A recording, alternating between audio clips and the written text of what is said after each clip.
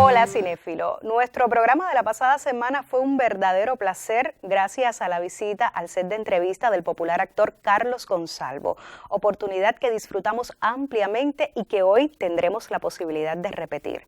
Según me contó Joel del Río, todavía queda mucho por conocer sobre la vida artística de este actor que ha demostrado ser una persona sencilla y para nada envanecida por la fama.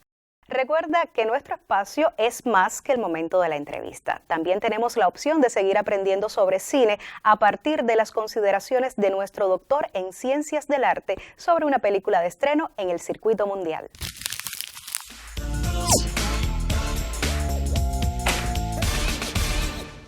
Buenas noches, estimados amigos de Te Invito al Cine. Oh, qué presentación tan oficial.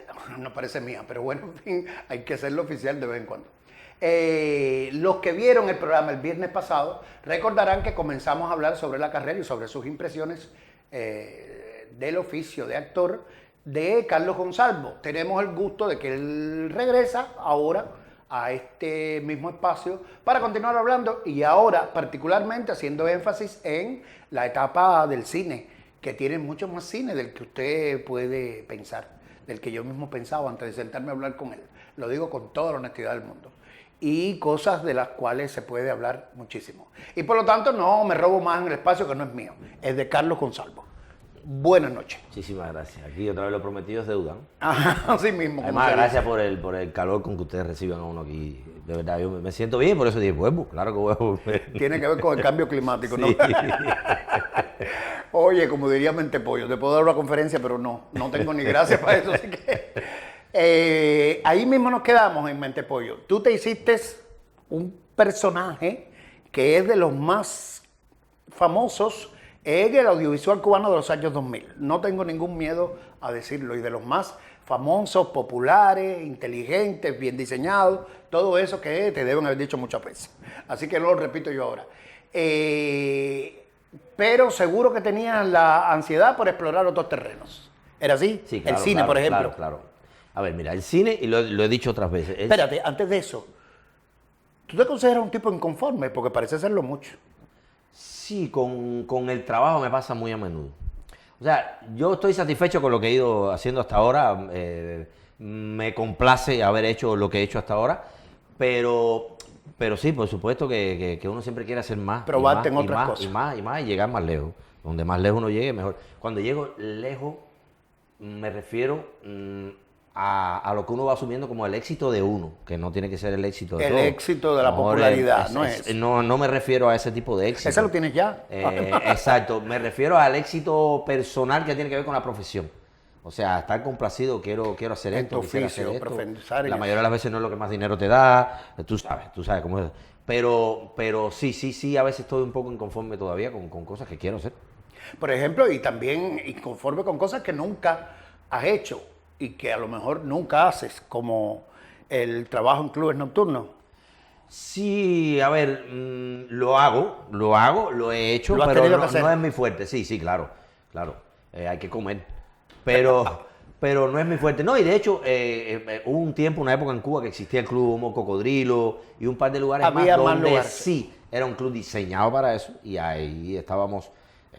Ayer un gusto hacerlo. Exacto, muchos de los comediantes de este país que íbamos ahí y teníamos cosas que eran para ir nada más. Y, ¿sabes? Era un club así. Hoy por hoy eso se ha tornado un poco más difícil. Con los nuevos clubes que tenemos, Sí. es un poco más difícil llegar y hacer el tipo de humor, por ejemplo, que es el que a mí me interesa, que es el que hablábamos. Que no es, es un poco más para, no para pensar, no me gusta. El humor inteligente, yo digo que no existe, el humor inteligente No, todo. todo. El que a veces no es inteligente es el creador. Pero es más difícil hacer este tipo de humor. Pero no te imagino, realmente no te imagino, aunque yo no soy un especialista en tu obra ni mucho menos, pero no te imagino haciendo ese tipo de chistes que se hacen en los clubes nocturnos de burlarte del calvo, el gordo. No sé hacerlo, no, es que ni sé, ¿oíste? Si mañana quisiera hacerlo tampoco, no, yo creo que no tengo No ese te don. sale, no te sale. No me sale. No, porque eso pasa también por una cosa ética y que, en fin. Pero no vamos a reflexionar sobre eso. Eso sería un buen capítulo para Mentepollo, que iba a un club nocturno y empezaba a hablar sobre sus experiencias. Me decías que una de tus primeras experiencias, si no la primera en el cine, fue haciendo de Pinelli. Exactamente. ¿Qué tamaño reto? Jorge Luis Sánchez me dio esa posibilidad. En el Beni estamos hablando. En el Beni. De hecho, todavía no era ni conocido, no hacía, Mentepollo no existía. Y Jorge Luis me dio esa posibilidad. De primer momento me dijo, este locutor que vas a hacer es Germán Pinelli. Y estuve viendo muchos videos de Pinelli, qué sé yo, el trabajo físico, todo. caracterización. Ahí está en la película. La escena era mucho más larga. Después, la escena en la película sale a través de un televisor donde hay otros personajes viendo la escena. O sea, la escena un poco se enmascaró un poco y se cortó, pero era más larga. Pero fue un trabajo que yo adoré porque hay gente que incluso todavía se lo digo, van a buscarlo y dicen, pero yo no sabía que eras tú. Qué buena posibilidad. No, esa, yo no Porque sabía que eras tú. como actor me encanta hacer eso de personajes que existen. que existen o que existieron, o que la gente tiene referencia. Fascinado estoy. Yo tuve la posibilidad de hacer Virgilio en un Nicanor con Eduardo del Llano y también fue algo que disfruté mucho porque me No, vi, encanta. ¿qué cuento es? Épica. Épica. Épica. Y haces de Virgilio Piñera. Virgilio. Funciona mejor que los bares estatales. Usted es un gran actor, ¿sabe? Muy natural. De hecho, su ropa, su reloj pulsera y su manera de hablar son muy extrañas. Cualquiera diría que sí, que viene del futuro. Es que vengo del futuro, señor. Me fascina ese tipo de trabajo, que la gente tenga puntos de contacto con los personajes, porque ahí sí la gente de verdad sabe si se parece o no, cuánto trabajaste o no. O sea, ahí hay un termómetro un poco más exacto. Y qué par de personajes, Carlos, que suerte tuviste. Virgilio y Pinelli, dime tú. Después de eso, ¿qué pasó? ¿Cómo volviste a repetir Mira, después de eso una viene experiencia toda cinematográfica? esta etapa de Mentepollo, es Sí, muy claro. difícil, pasa en muchos lugares del Te mundo. restó del cine. Cuando te conviertes en el comediante más popular de un lugar y eres el comediante de turno y todo el mundo... Es muy difícil que venga un director de cine y te dé un personaje grande, fuerte. Y Juan Carlos Cremata lo hizo. Y se la jugó conmigo en el premio En Flaco. el premio Flaco. De hecho, él mismo lo dice, mucha gente decía, pero este muchacho ahora es un comediante muy Yo recuerdo una conocido. entrevista de él diciéndolo. Exacto. Que iba muy a correr conocido el y riesgo ¿tú contigo. no crees que si te echa a perder la película, aunque incluso esté bien, fíjate, porque lo van a mirar de otra manera? Y él dijo, no, voy con él, y fue conmigo. Te seleccionó él, tú hablaste con él. ¿Cómo fue la cosa con Cremata? A ver, Cremata tenía, creo que otro actor visto más o menos, y Osvaldo de Miadios, una vez más que aparece en mi camino, creo que Osvaldo de Miadios le dijo, ¿por qué tú no pruebas a fulano? Y yo, sí, fulano es un gran actor. Prueba a Carlos Gonzalo. Y me mandó a buscar. Me hizo una prueba y lo recuerdo como ahora, ahí en el ICAI 19, que casi a la mitad de la prueba llamó a un asistente y le dijo, llama a fulano y dile que ya no va a ser el personaje. A otro actor. Qué alegría, ¿no? Que eres tú, no, alegría y miedo. Tristeza, pues, Y no, de miedo, todo, y de miedo todo de junto. momento, porque además Juan Carlos Cremata. Hay una anécdota que Y no puedo un dejar de papel hacerla. importantísimo. No puedo dejar de hacerla. Sí. Y pasó antes de Germán Pinelli. Llevaba yo un año en La Habana, el mismo año en que cogí unos premios Aquelarre. Aquelarre con aquello que nos contaste. Hice un casting y aprobé para hacer un personaje muy pequeño en Miel Panochú. Ahí yo flipé, como dice Que el tenía español. una multitud de personajes, imagínate. Ahí sí flipé porque Humberto Solá, la escena se llegó a grabar, una escena buenísima, se grabó en Párraga. Yo estoy seguro que hoy a lo mejor ni Pichi ni Isabel se acuerdan Se que fui acuerdan. yo ese muchacho. ¿Quién eras? Un muchacho. Ellos llegaban a una casa a preguntar por una... ¿Tú eras tía muchacho o de- eras adulto ya? adulto, pero bueno. Una escena de una gran discusión en una azotea en Párraga. La escena nunca quedó. O sea, la escena no se puso en la película. Después, incluso me dijeron que el problema es que se alejaba, la escena había quedado muy bien, pero que se alejaba mucho de la trama, Sí. de lo que quería Humberto en la película, o sea, que no me preocupara, que en otro... Pero yo tuve esa posibilidad, que no la tengo ni grabada, de estar bajo la batuta también, aunque fuera un día de Humberto Solá. Y eso a mí me cambió la vida. ¿Qué Porque- entrada? De entrada. Pie derecho. De entrada, porque además, te digo, el cine es lo que he preferido siempre en mi vida. Siempre. Es lo que queda un poco, Ese. ¿no? Y es lo que más me gusta hacer, la manera en que se hace el cine, Es más se cuentan las historias y todo. de Yo pensamiento. el cine lo prefiero por encima de todo.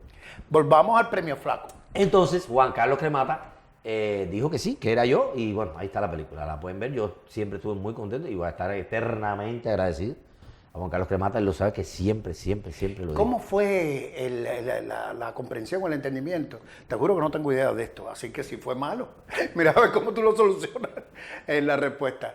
Con Rosa Vasconcelos, que era también medio debutante en el que cine. Rosa es un pan, una actriz, pan con ojos, una eso me han persona maravillosa, así, hizo un trabajo descomunalmente bien hecho en el premio, Sí, sí. pero con una humildad. Una película Yo recuerdo subestimada, que creo. Cremata, lo mismo que ella conmigo, nos llevaba muy recio, incluso con las notas y las cosas, pero muy recio. Y decía, oye, pero qué... ¿Cómo las notas? ¿Qué quiere decir las notas? señalarnos cosas, así Ah, no, de esta ya, manera. Las sí, notas ya sí. Ajá.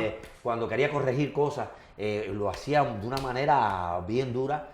Y yo decía, ay, pero oye, pero qué carácter Cremata. Qué duro nos lleva. Yo no lo conocía. Y después te das cuenta que forma parte de su manera de hacer las cosas, y logró cosas increíbles. Sí.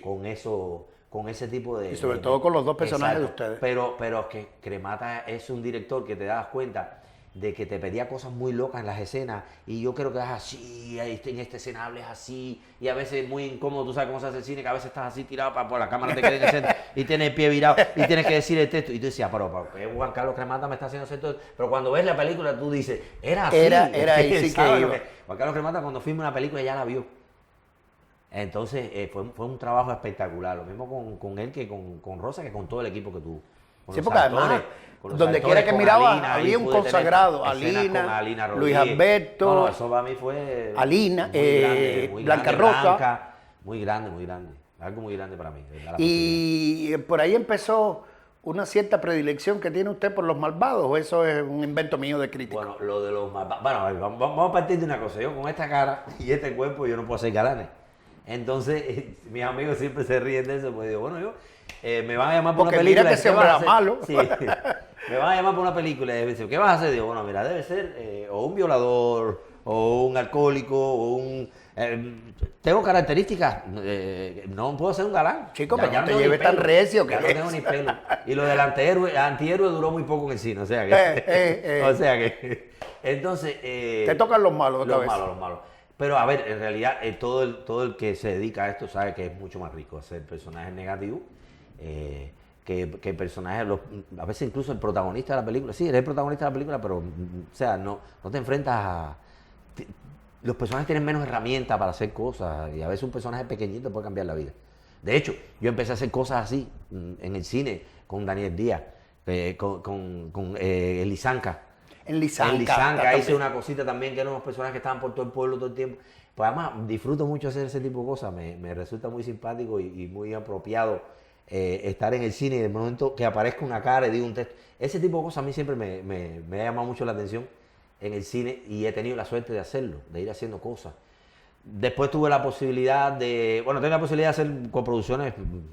Espérate, vamos a hacer un stop ahí, porque yo tengo que colar una pregunta, mi hermano. Usted habla mucho. Sí, no, muchacho.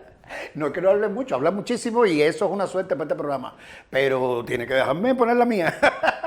Oye, a lo que ahí vamos, Carlos. Porque tiene que ver con lo que dijiste antes.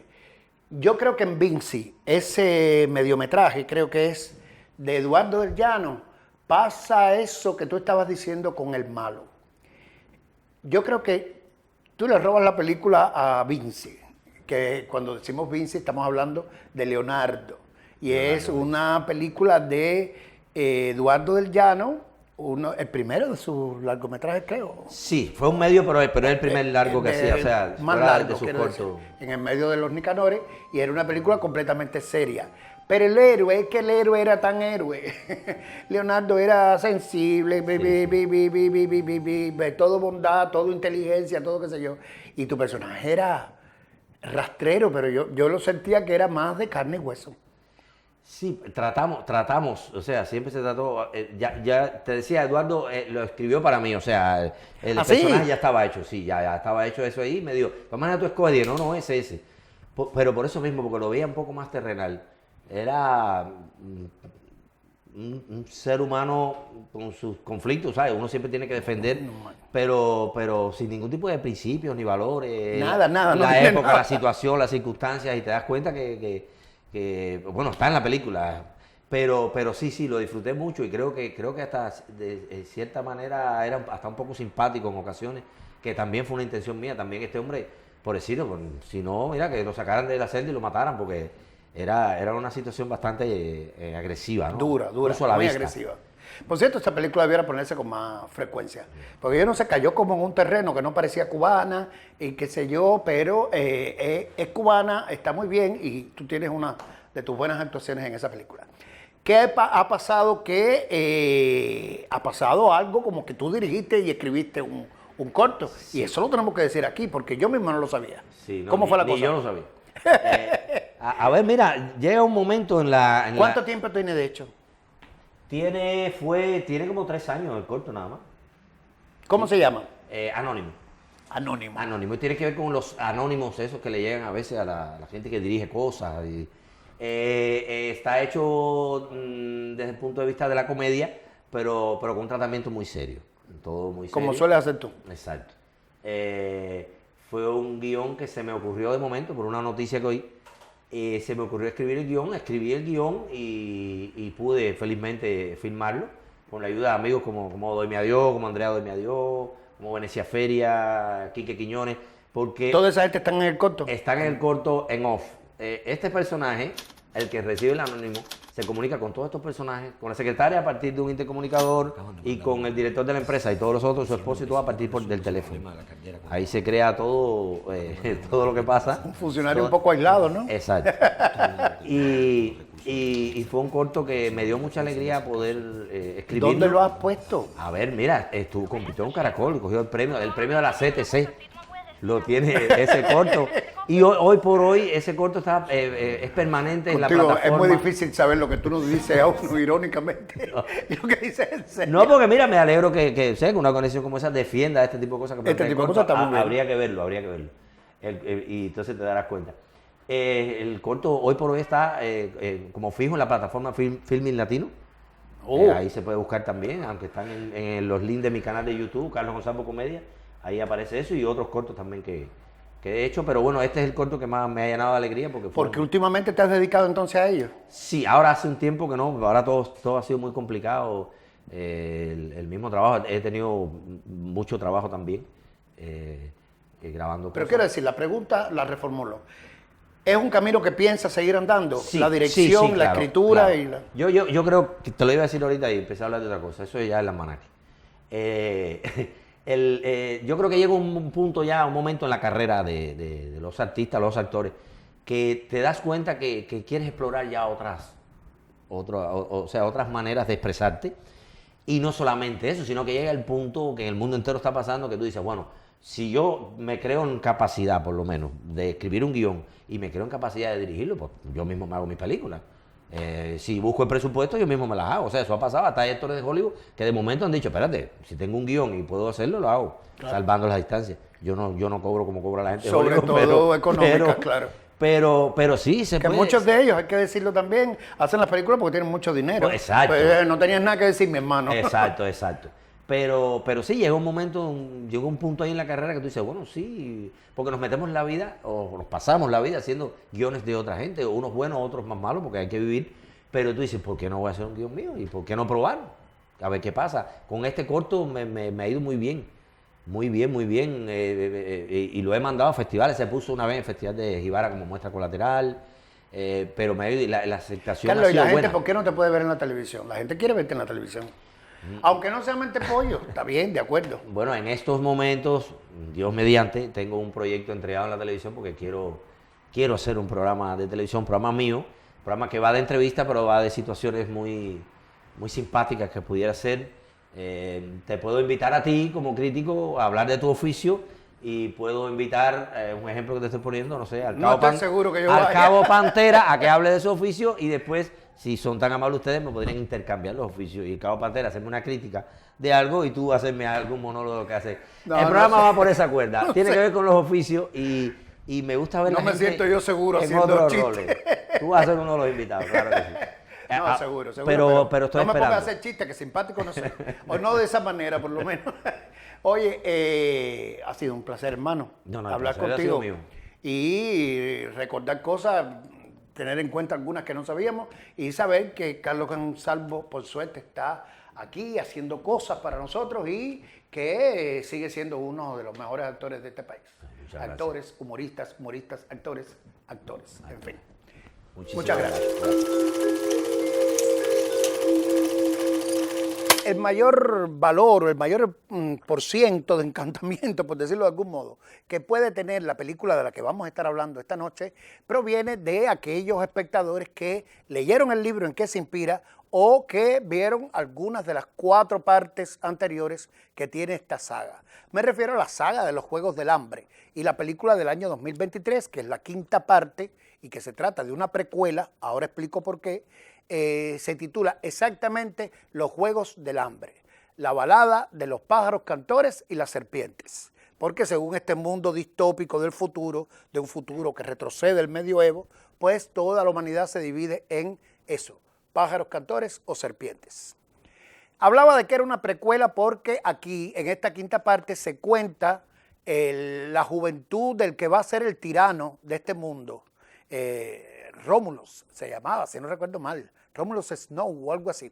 Bien, este hombre en esta película tiene 18 añitos nada más y él le encargan que tutoree en los Juegos del Hambre, que eran una especie de torneos de vida y muerte, de vida o muerte, que ocurren en ese mundo distópico de un futuro muy lejano, pues se efectúan estos torneos y ahí se decide si usted es serpiente o pájaro cantor. De esa manera surge los que vieron todas las otras películas de la saga, o por lo menos la primera entrega del año 2012, pues recordarán que este es el tirano. Y aquí en la película tiene todavía tratamiento de héroe.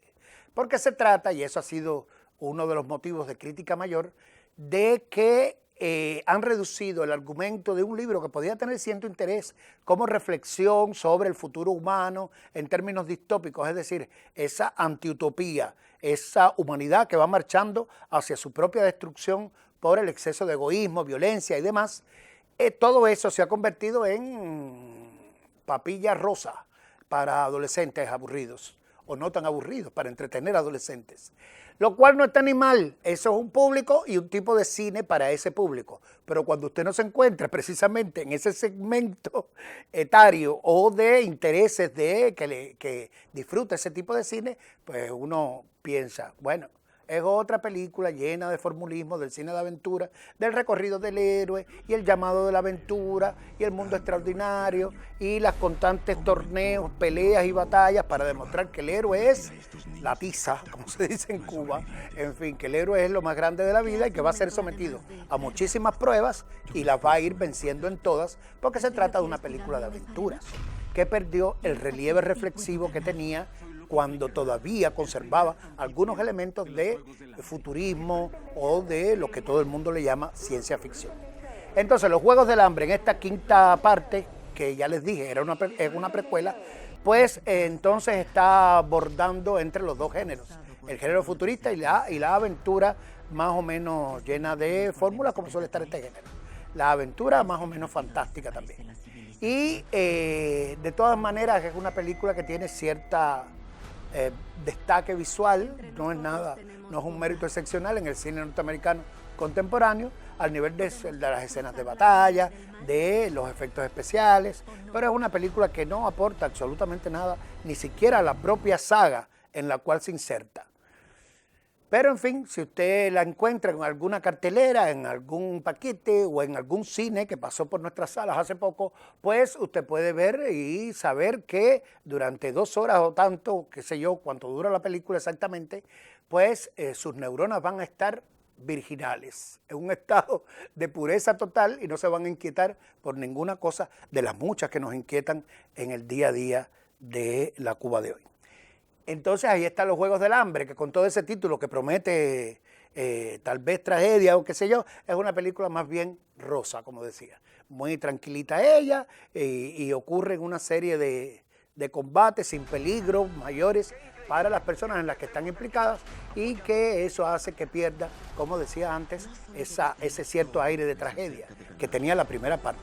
Por lo menos eso lo tenía y lo tenía bien utilizado. Entonces aquí está. Ese título enorme de los Juegos del Hambre o la balada de los pájaros captores y las serpientes, que en muchos países se le dejó solo la segunda parte del título para identificarla y diferenciarla de las primeras partes que todas se llamaban los Juegos del Hambre 1, 2, 3, 4, en fin. Y está siempre el derecho inalienable de todo espectador a querer divertirse, a querer por un rato no pensar en las tremendas preocupaciones de la vida contemporánea y en ver gente bonita metida en un paisaje absolutamente extraordinario o fantasioso o fuera de este mundo que conocemos aquí y ahora. En fin, ya usted sabe qué tipo de película es, de usted depende verla o no verla, que guste o no guste de este tipo de cine. La recomendación está hecha, recomendación entre comillas al menos. A veces pensamos que las personas que dedican parte importante de su vida a hacer reír siempre tienen una broma a flor de labios sin pretender nada más. Y estos 2 últimos programas nos han demostrado que no siempre es así. Hay actores que son capaces de asumir personajes de la más variada gama y ese es el caso de Carlos Gonsalvo, a quien agradecemos el tiempo que nos dedicó y la tranquilidad con la que asumió las difíciles condiciones de trabajo durante la entrevista. Gracias, Carlos. Las puertas de este espacio estarán abiertas de par en par para que regreses. A ti, cinéfilo, te recuerdo que tenemos una cita el próximo viernes en la noche por la señal del canal educativo. No faltes. Así me das la oportunidad de decirte una vez más, te invito al cine.